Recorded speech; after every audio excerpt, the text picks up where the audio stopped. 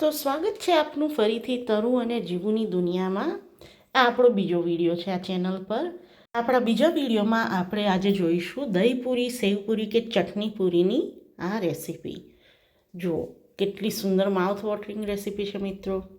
એની માટે આપણે લીધી છે આ સેવપૂરીની પૂરી અને આ બટાટાનો માવો, જેની અંદર મેં ડુંગળી, ટમેટાં, મરચાં અને ચીલી ફ્લેક્સ નાખેલા છે. પૂરી ઉપર એને આપણે આવી રીતે પાથરી લઈશું એકસાથે. એની ઉપર હવે આપણે બધા ટોપિંગ્સ મૂકીશું. એમાં કાકડી ઝીણી સમારેલી ક્રંચ માટે ખૂબ જ સુંદર સ્વાદ આવે છે આનાથી. તો થોડી કાકડી આપણે પાથરી લઈશું, સાથે થોડા નારના દાણા એટલે કે દાડમના દાણા નાખીશું. એનો પણ સુંદર ક્રન્ચી ટેસ્ટ અને ખાટો મીઠો ટેસ્ટ આવે છે મિત્રો.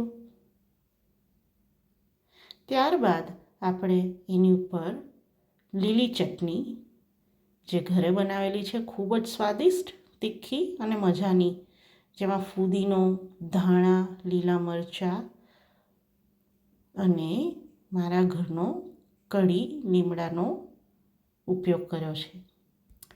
આ ચટણી ફરાળી પણ છે દોસ્તો, તો ફરાળી માટે પણ તમે વાપરી શકો છો. લીલી ચટણી બધી નાખી દીધા પછી હવે આપણે એની ઉપર આમલીની ચટણી ઘરે બનાવેલી નાખીશું. મેં એને કેચઅપની બોટલમાં મૂકી છે, જેથી કરીને એકદમ આસાનીથી એને ઉપર નાખી શકાય છે. આ આઈડિયા મને મારી મિત્રોએ આપેલો, જે છે દિવ્યા, કિંજલ અને જિમ્મીસ. તો આ ક્રેડિટ એમને ગઈ. Thank you. આમલીની ચટણી નાખ્યા બાદ મીઠું બનાવેલું દહીં, ખાંડ અને દહીં, આમાં મેં ગ્રીક યોગર્ટનો ઉપયોગ કર્યો છે, જેથી થોડું ક્રીમી અને સુંદર ટેક્સચર આવે છે દોસ્તો. સ્વાદમાં પણ ખૂબ જ સરસ લાગે છે.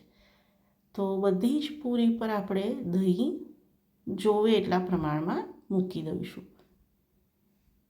હવે ઝીણી સેવ, ભેળ સેવ કે ઝીણી જે સેવ કહીએ, એને સરસ રીતે બધે પાથરી લઈએ.